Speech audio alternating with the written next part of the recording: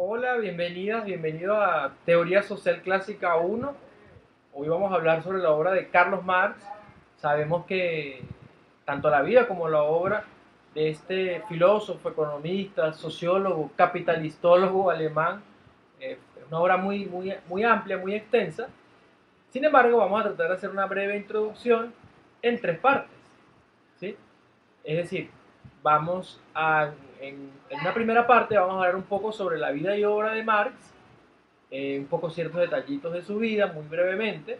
Luego vamos a abordar algunos conceptos en la obra de Marx y una tercera parte que estará dedicada a hablar un poco sobre la trascendencia de su obra, sobre todo la vigencia que tiene la obra de Carlos Marx para el presente, para la sociología, para la economía, para las ciencias sociales. Como les estaba diciendo, Marx nace en Alemania en 1818 y muere en 1883.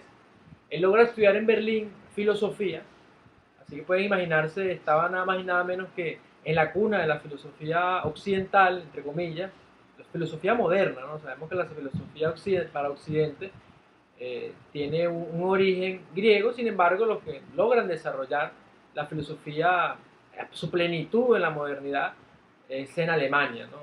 Marx era un lector, un profuso investigador de la obra de Hegel, en la cual, bueno, digamos, esa impronta, ese estudio del materialismo, logra de alguna manera permear su obra, permear sus pensamientos, sus posturas, su forma de analizar, de ver la realidad, y es a partir de allí, digamos, en donde él logra tener, digamos, que una base para comenzar a desarrollar lo que fue una de sus grandes obras, como lo es El Capital, que lo tenemos por acá en una edición del siglo XXI. Además de esto, Marx, en ese proceso de estudiante, ya siendo filósofo, digamos en sus comienzos, logra conocer a Engels, ¿sí?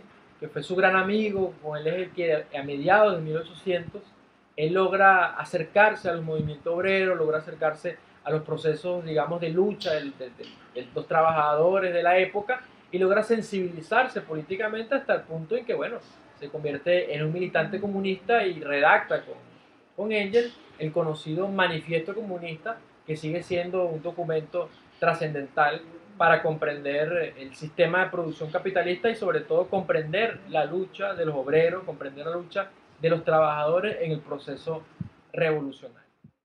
Bueno, un poco ya sabiendo de dónde nace Marx y cuál es su punto de partida, como habíamos comentado en Hegel, ¿verdad? Marx, digamos, comienza a desarrollar su obra. Hay que tomar en cuenta que Marx nunca tuvo un trabajo fijo, digamos que vivió generalmente en la pobreza, eh, tuvo una vida muy dura porque la dedicó completamente, enteramente a su ejercicio de investigación. Es muy famoso, son muy famosas las historias en donde a diario asistía a la biblioteca británica, ¿sí? Para investigar, para anotar, para hacer apuntes y por sobre todo en su proceso de investigación eh, histórico-económico, que le permitió de alguna manera hacer esa gran obra llamada El Capital, en donde él lo que realiza básicamente es un proceso de caracterización de, digamos, de el capital o el capitalismo como fenómeno, el capitalismo como un hecho social, el capitalismo como un fenómeno, pues, que de alguna manera estaba configurando la, el, la Europa de la época. Hay algo muy interesante, es que lo explica Enrique Dussel, y es que Marx, él, digamos, a la época todavía nadie había realizado una disección, una caracterización del capital tal cual como él la viene a realizar. De hecho, él se apoya, bueno, en las teorías de Smith, de David Ricardo, etc. Sin embargo, digamos que estos veían el capitalismo no como, digamos, como el fenómeno al cual aborda Marx, sino lo veían de otra manera, es decir, como nada más como un sistema de producción, digamos, sin buscar lo que estaba detrás de ese proceso, que que se está más allá de un asunto económico. Es decir, Marx es el que logra abordarlo de una perspectiva sociológica, de una perspectiva fenomenológica, de una perspectiva, digamos, buscar la dimensión de lo humano del capital. Entonces, como les comentaba, Dussel un poco de lo que explica, él dice, bueno, la clase, o la clase, los burgueses de la época, ellos, eh, digamos que logran desplazar el sistema feudal, logran desplazar a la monarquía y siquiera se habían dado cuenta que estaban haciendo un nuevo modelo, un nuevo sistema económico, donde entonces Marx llega a darle respuesta a ver de qué se trata eso. Uno de los grandes conceptos que él desarrolla, por ejemplo, es la lucha de clases, en donde establece que hay dos clases primordiales que se desarrollan en la sociedad, que son tanto los burgueses como los proletarios, ¿no? Los burgueses vendrían a ser los que tienen los medios de producción, y los proletarios, que son los trabajadores asalariados, que solamente tienen su fuerza de trabajo, que por cierto, fuerza de trabajo es otra de las categorías que Marx desarrolla, que Marx caracteriza en el sistema de producción capitalista. ¿Qué es la fuerza de trabajo? La fuerza de trabajo es la energía vital, es la fuerza que tiene el obrero, es decir, lo único que él tiene para ofrecer, para intercambiar, ¿no?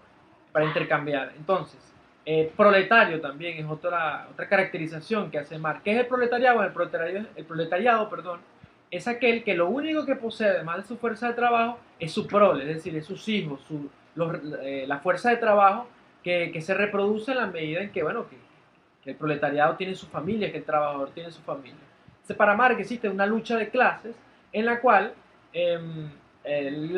los burgueses luchan, están en una pugna permanente por mantener los medios de producción y seguir reproduciendo el sistema de dominación, y los proletarios están también en una pugna, en su lucha de clases corresponde al hecho de que de ellos romper esa relación y de alguna manera, digamos, hacerse de los medios de producción o salir, digamos, de esa subordinación en la cual ellos están sumidos por, digamos, por los burgueses. También hay otros conceptos como el concepto, por ejemplo, de plusvalía, que desarrolla Marx también. ¿Qué es la plusvalía? Bueno, básicamente, él explica que lo que más gana el burgués no es tanto por el explotar al obrero, sino que en la medida en que el obrero, perdón, o la obrera es explotado, él vende su fuerza de trabajo, intercambia su fuerza de trabajo y él produce más de lo que le pagan.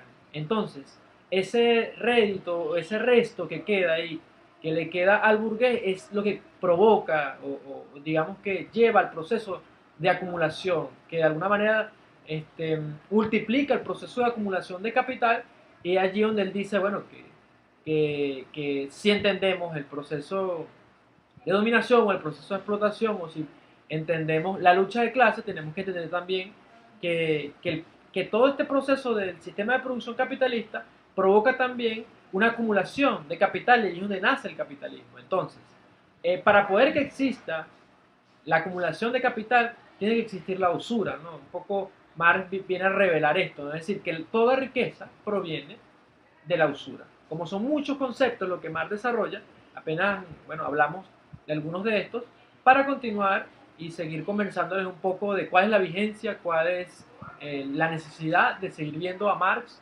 aún siendo clásico, seguir viéndolo en el presente. Ok, ¿por qué decimos entonces que Marx sigue siendo tan importante en pleno siglo XXI? Bueno, como hemos explicado, como hemos comentado, como hemos estado compartiendo, una de las grandes cosas que hace Marx es que hace una gran crítica del capital, es decir, del sistema de producción capitalista, caracteriza completamente el capitalismo como fenómeno, como suceso social, como sistema de producción.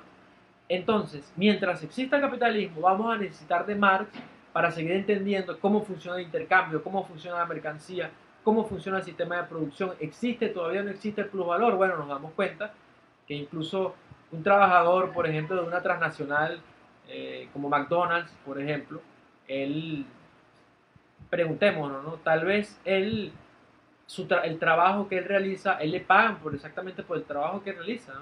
Entonces, sigue habiendo un proceso de plusvalía, sigue habiendo un proceso de explotación, ¿no? Porque son millones y millones de personas que trabajan no solamente para esta transnacional en específico, sino para a todas las grandes transnacionales del mundo que aún En este sistema de capital global aún sigue habiendo explotación, aún sigue habiendo lucha de clases, que es muy importante decirlo, ¿no?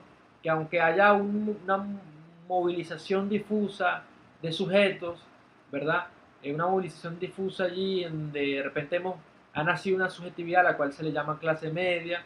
Eso no quiere decir que no siga habiendo dos grandes clases antagónicas, que siguen siendo los burgueses, que son el 1% de la población, y los proletarios, que son la mayoría, que hoy los llamemos trabajadores, que tal vez no sean los esclavos del siglo XIX o principios del XX, pero sigue siendo igual gente explotada, y que todavía textos fundamentales de Marx, como por ejemplo la introducción a la crítica a la economía política, ¿verdad?